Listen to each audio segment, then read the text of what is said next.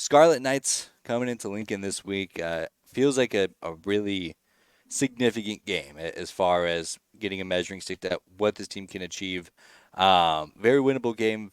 Vegas has Nebraska as a touchdown favorite, which I was a little bit surprised with that number being so big. But Memorial Stadium has been an absolute cathedral this year, and the way that people bring the energy, it is a tough spot for quarterbacks that aren't Luke Altmaier, I guess. Yeah. And I think that's maybe why Vegas think or set the opening line at a touchdown is there's a huge drop off from Luke Altmaier to what's his name, Ethan Kaliakmanis or whatever.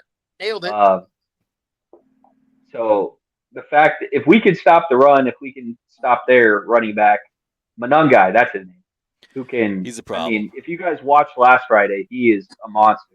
Yep. You shut him down, I think we're winning by a couple touchdowns, but that's easier said than done because that's kind of their identity. Yeah, that's kind of one of my keys to the game is if he goes for over 100, we might be in trouble. If he goes for less than 100, I think we win. He's averaging 147 on the season so far. Per game, he had 84 against Virginia Tech, and that was their toughest game. So if we could hold him to under 100, I think we'll be all right. But if not, and that's a tough ask. No matter how good our defense is, no matter how good our defensive line is, that's a tough ask. The fact that over the last 3 weeks, we've been kind of complaining about leaky yardage with opponents' runners. It's not a good sign for a guy like Manungai. Um, we had 17 missed tackles according to Pro Football Focus against Purdue, which was kind of surprising after watching that game. But also watching it a second time, I kind of thought to myself, we had a lot more gang tackling in the Purdue game than we have so far this season. So where they probably counted like the first 2 or 3 guys to get there that didn't tackle him as missed tackles, but then the fourth guy that got there that tackled him for a 2-yard gain, which is satisfactory, is the guy that actually tackled him. I was kind of surprised to see that 17 number as far as missed tackles, but it kind of makes sense as far as watching the game goes. I think the linebackers and secondary obviously have to clean that up a little bit. And we with Tommy Hill out, we've been banged up a little bit, and Hartzog at one of the safety positions is a little smaller. Um, you know, Seeing Singleton in there and some of the bigger guys, I mean, that's got to be a point of emphasis this week in practice. Is hey, it's not going to be just one or two guys taking this guy down. It's got to be everybody. So I think that's a good key. If he gets over around 100, we're in the danger zone there. Yeah, I want to see Gifford in the box a whole lot more this week.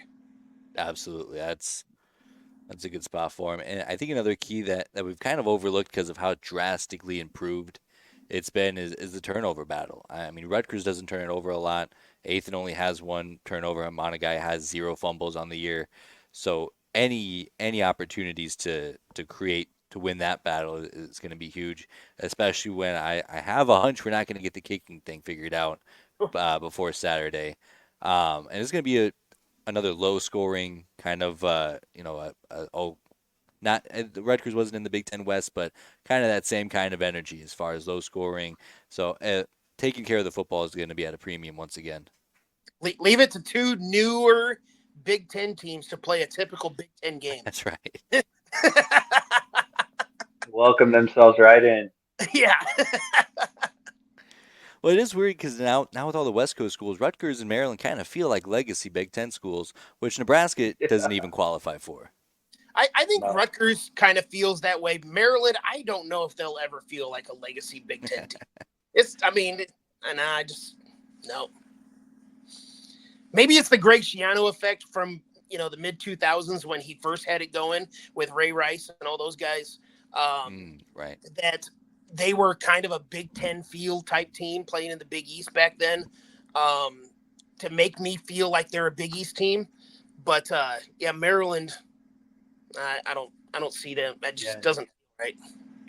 Their style is really anti Big Ten esque. So, like you said, Shiano is pound the rock, play defense, win in the margins, and Now that I'm thinking about it, watching the Washington game, they missed 3 field goals last week against them and lost. So Yeah. Oh, I didn't realize we're that. yeah, and they weren't long ones. Washington missed; they were kind of in our range. So we got to find a way to put a Band-Aid on that or something. Well, and it wasn't just that. Washington got inside the Rutgers 40-yard line 8 times on Friday, and they only scored 3 times. Yeah, Wow. they just And the thing is, that's one of the big things for Nebraska right now. We saw it in the Purdue game. Again, we finished every single drive against Purdue inside Purdue territory, and we couldn't come up with enough. I mean, we came up with enough scores, obviously, to win the game comfortably. But for what we should have, considering how well we were driving the ball, we have to put points on the board, not just field goals, which are obviously a giant struggle for us, but we have to get in the end zone. Rutgers is one of the best teams they're actually number 2 in red zone scoring defense. So, I mean, they're going to tighten it up a lot, and we clearly struggle to get in the end zone when we get close enough. We can't do that this Saturday. no, we cannot. And I want to kind of get your guys' pulse, while we're, on the subject. For me, our running back room is kind of a big question mark right now. We got 4 guys who can really run it. But after what I've seen up to this point in the year, I think Emmett Johnson's the guy. I would love to take your guys' opinion on that. But I think the potential with Dowdell, his size and him being young is there. But right now, it's like if there's not a huge gaping hole for him to run through, he's not making too many guys miss. No. I will say, with how you started that, I don't think there's a question mark, in my opinion. Far be it from me to question Matt Rule and what he's doing, E.J. Barthel and Marcus Satterfield. To me, there is no question mark. It's Emmett Johnson, and you need to give him the damn ball more. I said it on our show, on the Purdue preview show. One of our questions was carries by Emmett Johnson, and unfortunately, I had it super low at 5.5 because he just wasn't getting the ball this year. But Rule had said leading up to the game last week, in 2 consecutive press conferences, we need to get Emmett the ball more. It's like, okay, well then fucking do it. Like, I know, and then we come out, and the first guy to touch the ball 5 times is Dowdell, and it's like they're almost waiting for him to hit that next gear, and he just hasn't yet. Where it's like Emmett came in, and I think his second or third run, he made a D lineman miss, and then he made a linebacker miss, and he picked up an 11-yard run, and I'm like, why has this guy not been touching the ball more? It's aggravating sometimes. and then also when Emmett started cooking, he gets down. They get the drive down to like the 10-yard line, and then they take him out for Dowdell. It's like, what are you doing? Keep him in there. I understand Dowdell's the hammer. I get it, but man, let a boy cook. Like, And I know, like, his frame, he's like 5'10", 185 or 190, but some guys just have a knack for finding the holes and, running the ball. And I think we just need to come out and on the depth chart, remove those oars, and it just needs to be Emmett Johnson 1. I agree. Let him rock out. Yeah, I'm right there with you. I love Dante Dowdell. I love him if we can create space for him, if we can get a push, kind of like what we were doing with UTEP. But fact of the matter is we're not getting that kind of push. We're not getting him running downhill to really eat his strength. We need a guy that can make guys miss, and EJ is absolutely that guy. And I mean, Coach Rule said it, not me. You need to get him more touches. Feels like like an easy. And there were a couple of moments where I'm like, I feel like they're overthinking this. Like Carter Nelson getting that carry at the goal line, like just they're overthinking things just a bit too much. And I think this is area number 1 for that. So 2 things. One with what you just said, and then I have a question for you. Not that I don't really care about broadcasters, but I know the comments about the Peacock thing has been out there and stuff like that. I typically don't even listen to them, but I thought it was funny with that Carter Nelson, goal line play where they literally kept saying it was Ives trying to jump over the line. Like they kept saying it over. They said it like 6 or 7 times. Like, guys, just look at the jersey number. And if you have pictures up there, Quentin Ives and Carter Nelson look drastically different in many ways. So just stop saying Ives tried to jump over the pile. But anyway, speaking of the running game, what is your guys' opinion of the Micah Mazuka stuff? Ooh, good question. Real quick about the Peacock, because I'm a play-by-play broadcaster at heart. That's what I love to do, and so I'm always very lenient on poor broadcast. Like I enjoyed Colt McCoy. It didn't sound like he was very comfortable, but he brought a lot of good insight. The Peacock broadcast was awful. They were very unprepared. The production quality wasn't very good. The lighting. I mean, it was all bad. So I just want to throw that They out had there. like I'm 3 very cameras at that game. It seemed like it. Yeah. It seemed like it. My gosh, it was awful. But the Mike Mazuka thing, I'm kind of just writing him off at this point. It sounds like there was a second incident, and that's why he didn't suit up. So I have no reason to believe that he'll be back in a meaningful role anytime. If he does all the right things and gets back in the swing of things, and great. But I'm not going to count on him, which is a huge bummer. And for me, it's just the unknown where it's not really being said what's going on with him. It seems behavioral or something off the field. I don't know if you know too much about it, Jed, if you want to enlighten us, but I mean, I can't say that I know anything because most people that I talk to say that they don't really know either. It sounds like something happened during the fourth quarter of the Colorado game, and Micah did not respond to it very well. And in the subsequent days after that, he still did not respond to it very well, which I believe led to the suspension for the Purdue game. Hmm.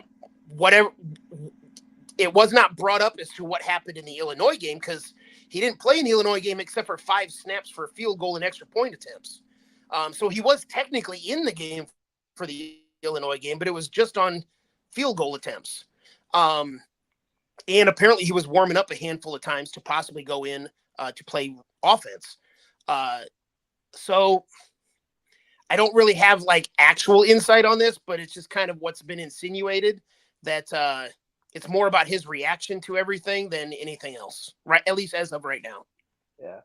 And I mean, we kind of went through that last year with, Eric Gilbert, off the field stuff. And it sucks when you have a body like Mazuka's at your disposal and then you have behavioral things or off the field things or whatever it may be. But it's like, it seems like Rule and staff have given him multiple chances to correct it. And if he doesn't want to, it's like, if you're in, great. If you're not, like, almost get the fuck out. So, um, I would love to have him, but if it's hurting the team, it's hurting the team. There's not really Yeah. too much you can say Well, or and do about that. I don't know if you guys remember when he first got here in January, there was some talk that he wasn't fitting in quite well. He wasn't accepting of what Rule likes to say, the standard is the standard. And he got in line and he figured it out. And maybe there's a reason why the Florida strength and conditioning coach called him a bare knuckle brawler.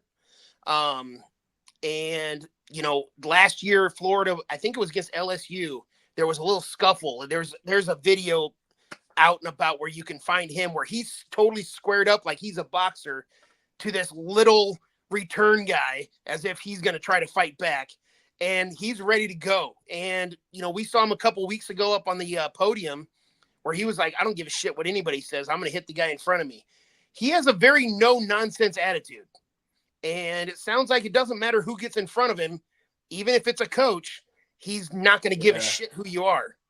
And unfortunately, that could also get you in trouble. So there it is. Boy, I've seen this 100 times. I had no idea this was Mike Mazuka. That's so Yep. funny. Dude, yeah.